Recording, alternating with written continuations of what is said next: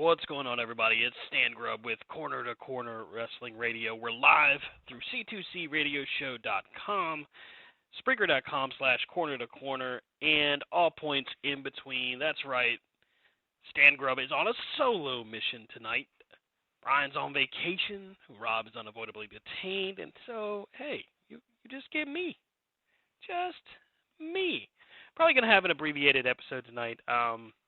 Myself, I've been a little bit tied up with some work stuff and just getting some things organized. Of course, you may have heard me mention in the past few weeks that I've been going through a move. It's been kind of a pain in the ass, but I'm happy to say that everything so far seems like it's gone all right. Of course, Monday Night Raw is live right now on the USA. Seth Rollins scheduled to defend against Damian Priest tonight. Currently, they're showing a recap of Ronda Rousey and Shayna Baszler winning the Women's Tag Team Championship. We're going to look at the week that was. We're going to talk a little bit about the news, and hey, maybe we'll see what you guys thought about it. First things first, I wanted to go ahead and go over AEW Fight Forever, of course, scheduled to release June 29th. And the update, the big news that has come out of this update, is not necessarily the disc edition, but no. It is an Elite edition being released digital only. Now, the Elite edition of AEW's Fight Forever gives you early access, gives you access to Danhausen, to Hook, to Keith Lee, to FTR. Let me just pull this back up. My screen just totally blanked. That makes me so mad. Here we go. Matt Hardy, both broken and regular Matt Hardy. And of course, this includes the season pass, which basically, as DLCs come out, they'll be released out just like 2K23 does. So here's the name of the packs. When you do the Elite Edition now, you get Matt Hardy, FTR's Revival Pack, Limitless, Bunny Bundle, and Hookhausen. The very evil, very handsome pack. I'm sorry, very handsome, very evil. I love Danhausen. He's awesome. You get Broken Matt Hardy and the regular Matt Hardy. And then, of course, you get a bunch of access to these mini games. So you get Join Us, Death Race X, MJF, Car Thrash, Sloth Sling, and I'm just trying to see if there's any other. Nope. But it's $79.99 on the PlayStation Store, $79.99 on Xbox. The Xbox Store.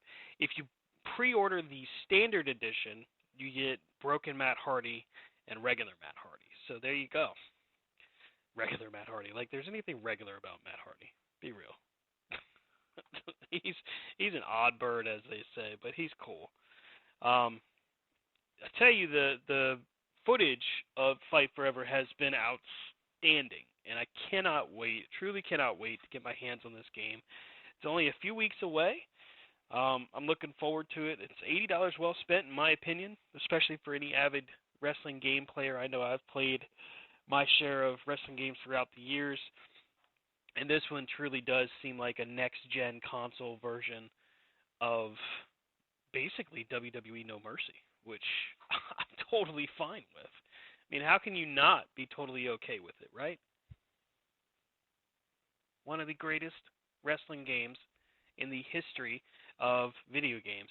I mean, it stands the test of time. If you ever watch the show on Peacock called This Is Awesome for WWE, they chronicle the top 10 wrestling video games. And the coolest part was they include like Warzone and Attitude. They include WCW versus NWA Revenge.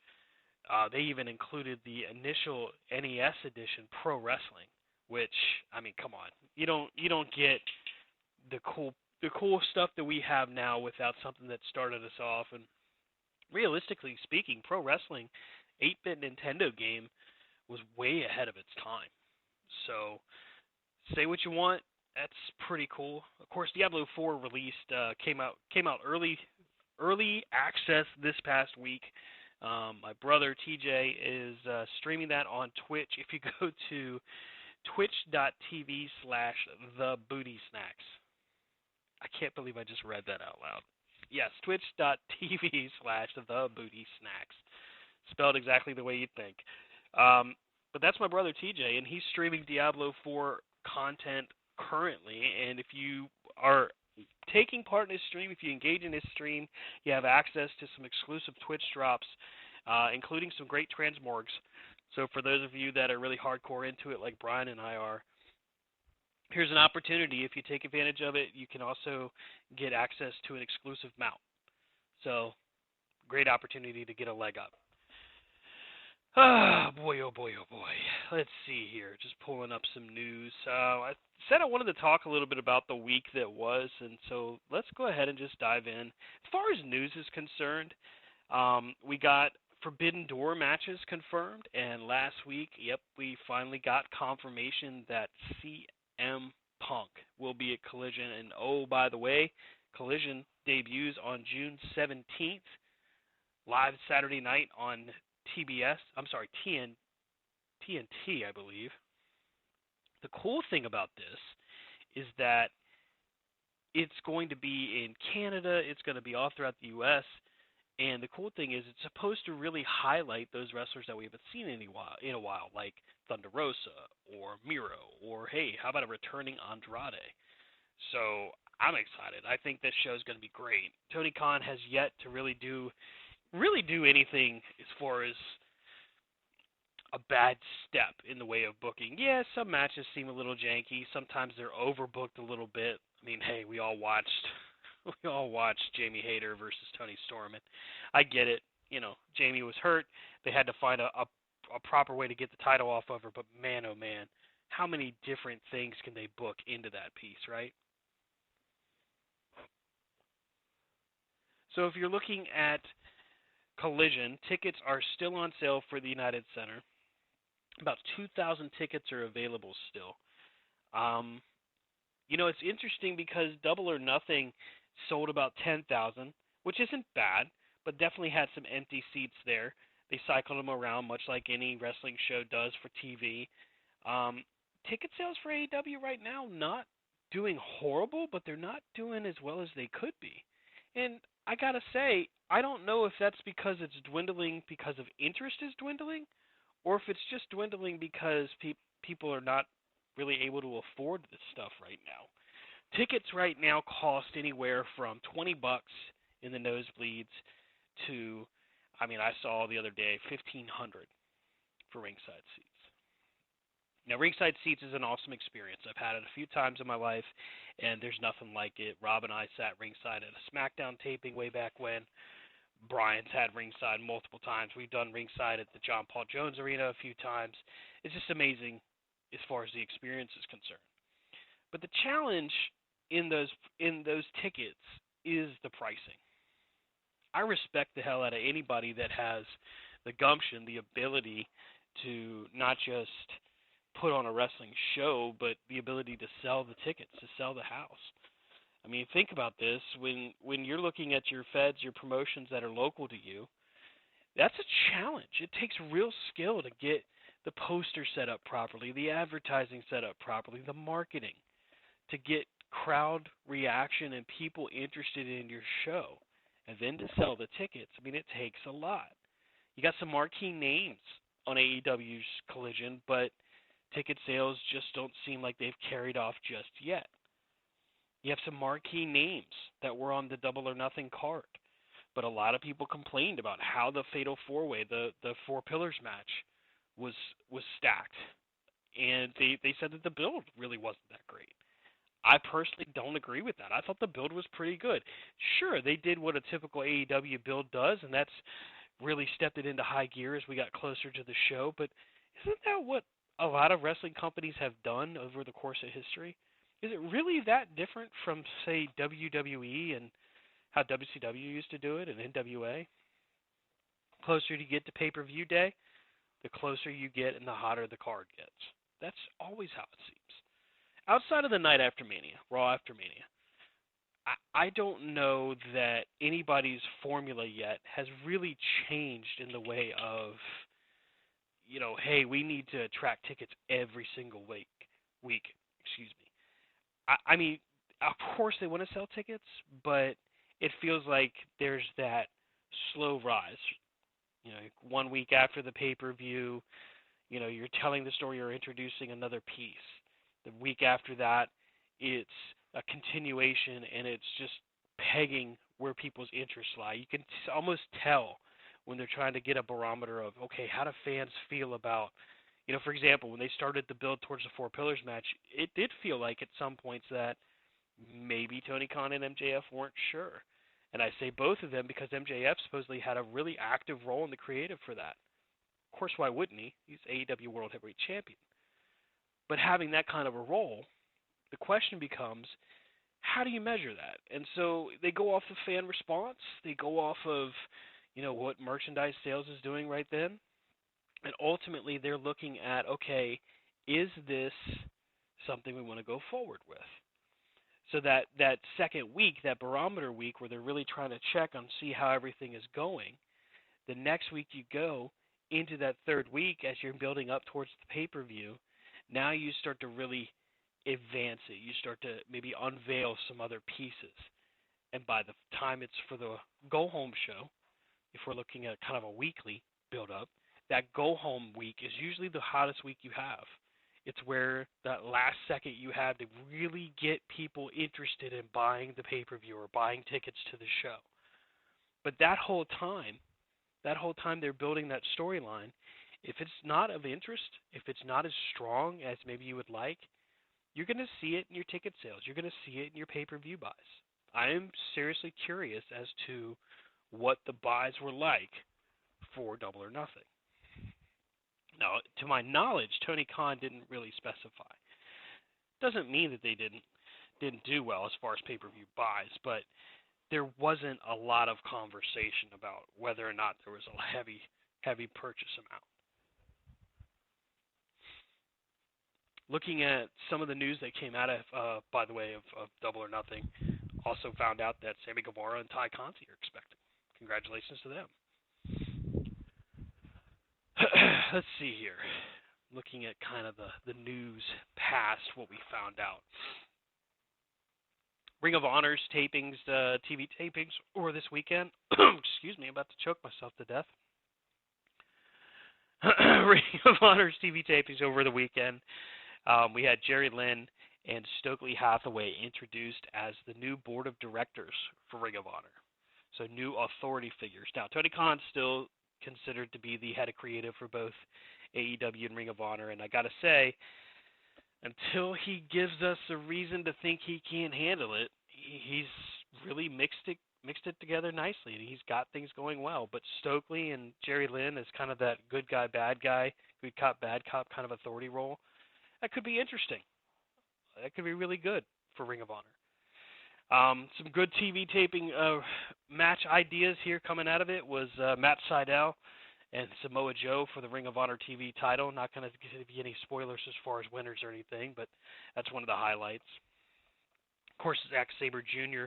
defending the New Japan Strong TV Championship on that same show. So you really got some solid matches coming up with Ring of Honor. I'd really like to see Ring of Honor get an actual television deal. Not that I don't want to subscribe to Honor Club, but come on, we all got 15,000 different streaming subscriptions. It just gets expensive after a while.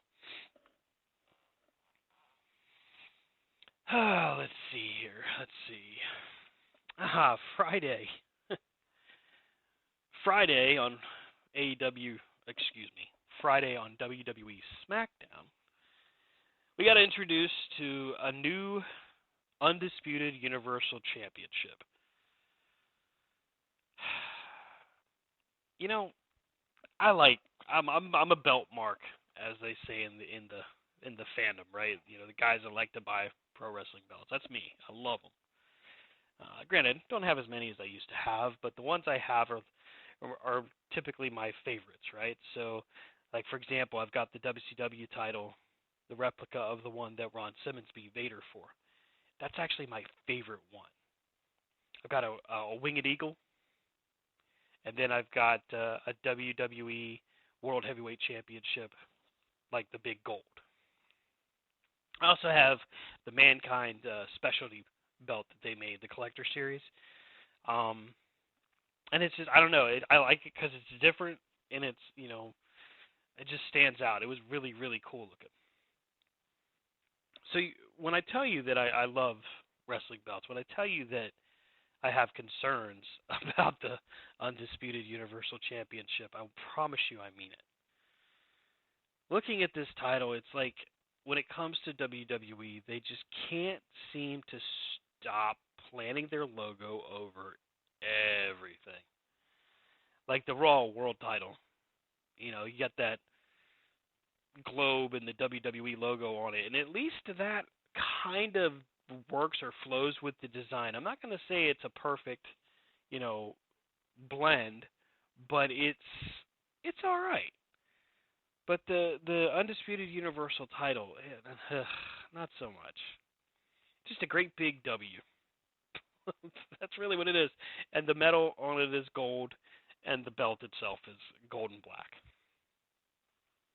I don't get it. You have these opportunities to do redesigns, to make something creative, to make something that could be fun. And gosh, it's just boring. It's just very, very boring. For every cool, innovative idea or unique design, like I'm looking at the the WWE Women's Tag Team Championships right now, as Shayna and Ronda just successfully defended against a debuting Katana Chance and Kaden Carter. Decent match, by the way. These are unique-looking belts. They look nice. In my opinion, they look different from the others. They stand out, and they look good. WWE Undisputed Universal title, not so much. Once it was red, one other time it was blue belt. Now it's gold. So we just changed the color of the leather, and that's what we do here. I guess that's how we change it up. On the plus side, Roman Reigns doesn't have to carry around 2 belts at a time. Thank God. It's bad enough we're getting force-fed 1,000 days like we're a bunch of blind morons that just can't seem to understand that, hey, remember that time that Roman said he was gonna really change the game? Well, he didn't really change the game. What he did was he sat out every other month, and they made him as they said for Brock Lesnar, box office attraction. I take nothing away from Roman's efforts and for the fact that he really has excelled. I can't deny that he has done a tremendous job. But the bottom line is, what drives me absolutely nuts is watching a person like him who has so much that he could be doing wrestle so few times. And so many people blindly go, oh, he's the greatest of all time. And did we forget that we're in a worked environment? Did we forget that wrestling is just set up or designed to make you think one thing or another? It's a script. So greatest of all time? Really? Look, I'm not saying it's perfect. I'm not even saying that it's great. But greatest of all time?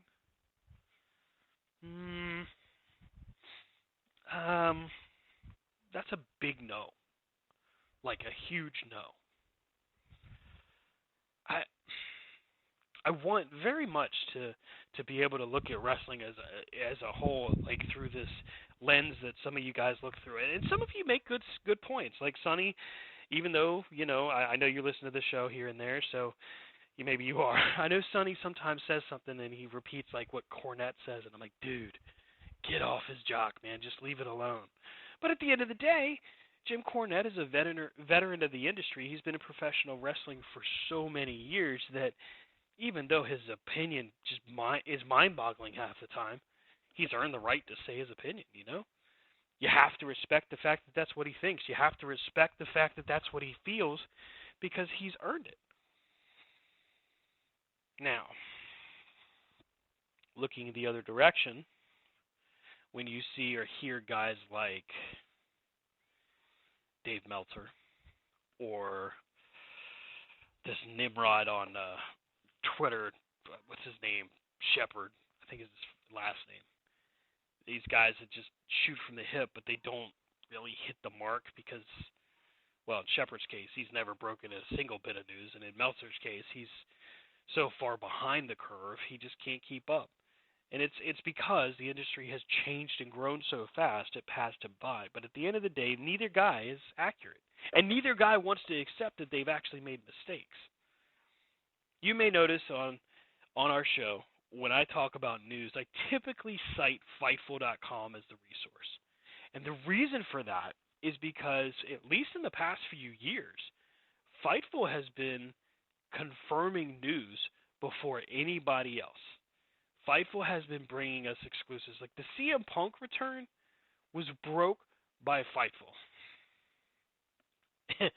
Also, the MJF debacle from last year's Double or Nothing, not this most recent one, where he had booked a plane and all of that stuff. Okay. Sap kind of got played there, but I think a lot of people got played. So, I'm not a shill for anybody, but I definitely respect hard work, and I definitely respect guys like Sean Ross Sapp and the Fightful crew, because they don't just post it, with like some negligence. They will make sure the research is done. They do the work to make sure it's ready for you, and then they present the news. And you have a choice as the subscriber or the content consumer. You have that choice ultimately to say, wow, you guys did a great job, what a good interview, whatever the case may be, or, I don't know, this guy seems full of shit. They don't force their opinion on you. Now, most of the time they're right, though. I'd say their accuracy rate as far as when they're right versus when they're wrong is probably 85%. Sean would probably say that he's 98.6 or something like that.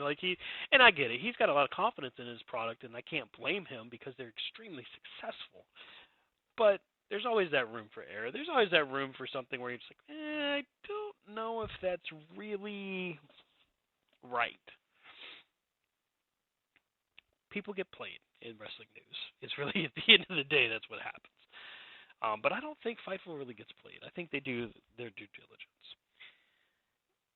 When we get reports that describe how the backstage vibe is and what people are saying, we have to remember that when these things are asked, they're only able to go off of a sample size of who's responding to their request for information. Hey, can you tell me what did people think when CM Punk was announced to come back? Well, that text that goes out to whomever the source is, and no, they're not typically named, but that text that goes out, it's based off, that news is based off who's answering it. So if you get four people that answer and go, it's okay, and your report is, well, people we talked to said it's all right, they're not really worried about it. Well, that's accurate. But it's 4 people out of a roster of 150, right? So, as with everything with wrestling news, you should always take it with a grain of salt. But remember, there's guys out there that do their work. Look at Denise Salcedo. There's another example of a Fightful person that really busted her ass. Now she's on Sirius Radio. She's done pre-shows for WWE. I mean, she's legitimately moving up the ladder so fast it's hard to keep track. And that's just cool to me. I love seeing people that are wrestling fans that got into the media aspect of things and have grown. And it's cool. And it gives me hope. Here I am, a 44-year-old dude that maybe I'll never do anything but the podcast. Maybe I will do something more. Who knows? But it gives me an opportunity to say, hey, it's possible. That's why me and the guys keep doing what we do. We absolutely love doing it. But at the end of the day, it would be so cool, and also a lot of work from what we've learned, to do this for a living full-time. Now, doing UCW was a blast, and I can't tell you how much I miss it, because there's just no way to describe how awesome of a feeling it is to sit at a desk, to sit at a table, ringside, calling a match, And honestly, the most fun part of that for me is seeing the performers' reactions literally right in front of you. Like in our early days, when we were calling matches and KR Superstar was with his guys outside, I can remember countless times him leaning over me or leaning over Brian or Rob's shoulder and screaming basically into the headset, "Make sure you call this, make sure you say that, talk about my people." Like it was cool, kind of like what you see on with what Bailey does on Michael Cole. Those are the fun things. Doing the creative stuff, that's fun. Stressful sometimes. Stressful when you want to book talent and maybe they haven't responded to messages, or maybe they are pricing themselves out of the marketplace that you're in. It's so cool to be able to take part in that, and I do miss it. I hope that we get an opportunity to do it again. Getting back into the news here, I know I got off on a rant there, but I appreciate your indulgence there for a second. Something came out last week, and this just, I don't know. I don't get where promoters get their thought process sometimes, and this was a good example. It comes across Twitter that Billy Corgan, former frontman for Smashing Pumpkins, I guess you could say also frontman. I don't know if Smashing Pumpkins is still a band, but also the owner of the NWA, told wrestling fans on Twitter that if you don't like Tyrus, current NWA World Heavyweight Champion, former WWE superstar known as Brodus Clay, if you don't like Tyrus, then you're not a wrestling fan.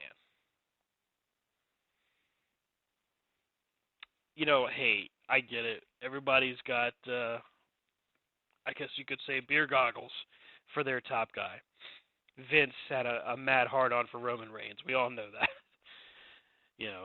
Eric Bischoff was all about Hulk Hogan back in the day. Dixie Carter was all about Jeff Jarrett, AJ Styles, and so on. Everybody has their favorites. But, and I've talked to Tyrus. I've interviewed him. Matter of fact, we interviewed him on Wrestle Rage Radio shortly after his release from WWE back in 2012. And when we talked to him, he's a very down-to-earth guy. In all seriousness, he is a very good dude. But let's be real. I mean, from a wrestling standpoint, when, put it to you like this, when you've got guys like Kenny Omega and the Young Bucks, and you got Roman Reigns at the top that he's ever been, and you got Seth Rollins and Cody Rhodes, and you've got guys like Josh Alexander and Steve Maclin, and by comparison you have Tyrus, I mean, it's literally like out kicking your coverage. Tyrus is probably very grateful. He's very well known, by the way. He's very well known for what he's done, on Fox TV, doing the news and having a very, very successful career. And Tyrus, if you happen to catch this, trust and believe, dude, I know full well that you don't really care if we like or dislike your matches. You want us to respond and react, and I get that. And I respect that. But the reality is, by comparison, when I'm watching the NWA, I just don't find it as interesting, entertaining, or as exciting. I'm not a fan of having, a guy whose main run and main draw is politics. That's not a dig on Tyrus's politics. I don't know if I agree or disagree, because here's the thing. I don't follow him enough. I respect him as a person, and I actually like him as a person. But when it comes to his matches, no, I could kind of take him or leave him. Sorry, my dog is deciding to run off. Come here. Come here. Yeah, I know what you're doing. Always being sneaky. I see you. One of these days, I'll have to do the show on. I'll have to do the show on video, so you can see the cats and the dogs, and maybe the noodles, maybe the lizard. What are you doing, Miss Bella? Huh? Anyway, for Billy Corgan to say that if you don't like Tyrus, then you're not a wrestling fan. Well, dude, guess what? I'm so glad that, we have this wonderful thing called social media, but maybe it's time to step away from your Twitter for a while. Maybe it's time to put down the phone and worry about growing your product. You're drawing approximately 500 people, where everybody else is drawing over 4,000. You see the comparison here? And by the way, for some of your shows, from the looks of the audience, I'm being generous in saying 500. You're on YouTube and on Fight TV. You're literally on pay-per-view only for folks that want to watch your product. Please, please don't insult my intelligence by thinking that your product is getting past more than maybe 10,000 people. It doesn't mean that I'm right all the time. It doesn't mean I'm the only voice. So don't come at me with this whole song and dance about, well, you just don't like him. No, I like the NWA. I don't like EC3. I think he's a pompous asshole. And I think he's caught up in this control your narrative gimmick that just doesn't make any goddamn sense. I think Tyrus is being positioned because he's a heat magnet, not because his wrestling is off the charts. People boo him because of Fox News. That sounds so weird to me, by the way, because he really isn't a bad wrestler. I don't know that I'd have put him at the top, but that's just my opinion. I'm one dude. One very broke dude, by the way. So maybe there's a reason for that. Trevor Murdoch, another example. While he is an accurate and an excellent performer, and he definitely has his positives, I don't know that I'd have made him champ. I'd have never let Eli Drake leave NWA. I'd have made him champ. People make mistakes. Ah, boy, oh boy. Forbidden Door did get one match confirmed. We may have two. We're still waiting on the announcement here. We got confirmation of the IWGP U.S. Championship, which will be defended by Kenny Omega, and his opponent for Forbidden Door is going to be Will Ospreay. Brian needs to be here to hype this up, because that match, as many are going to say, is going to be a banger. It's going to be absolutely electric, and I cannot wait for that one. We will probably cover Forbidden Door ad nauseum, either live while it happens, because we haven't done a simulcast in a good while. Either that, or we will do day after reporting on it or something, because it's going to be such a huge show. But Kenny Omega and Will Ospreay for the U.S. title is going to be amazing. This would be round 3 for them, I think. The first 2 were absolute 5-star classics, and that's not putting any feather in the cap for Meltzer. That's just the bottom line, man. This is going to be a great match. Very competitive, very hard-hitting, and frankly, what we need to see out of a guy like Kenny Omega. Those are the matches we want to see, right? Flip to the other side. And this one I cannot wait. Now, since we started doing this show, you have heard us sing the praises of Kaisuke Okada. And if I mispronounce his first name, I do apologize. But Okada, out of New Japan, is the top performer over there, period. His matches with not just Kenny Omega, but with AJ Styles, with Finn Balor, with Shinsuke Nakamura, there's a huge freaking list. His matches with them were amazing. And, oh, by the way, one of the top performers in the PWI 500, one of those guys that is just a huge opportunity. So, after singing the praises for that, who challenges him? And oh, by the way, they need more of these on TV, these kinds of challenges. Bryan Danielson. Bryan freaking Danielson, the American Dragon, this past weekend, challenges Okada for a match at Forbidden Door. And Danielson is, dude, he is meant for these kinds of matches and these kinds of promos. This is the Bryan Danielson that, by God, we should have seen and been seeing on WWE television. And frankly, I'd like to see it up a notch maybe with AEW. His current BCC run with Mox and Claudio and Yuta has been great, and their feud with the Elite is amazing. It's been really cool. But we've still got more that we can see. And that's going to be great. This week, let's see here. What's coming up this week?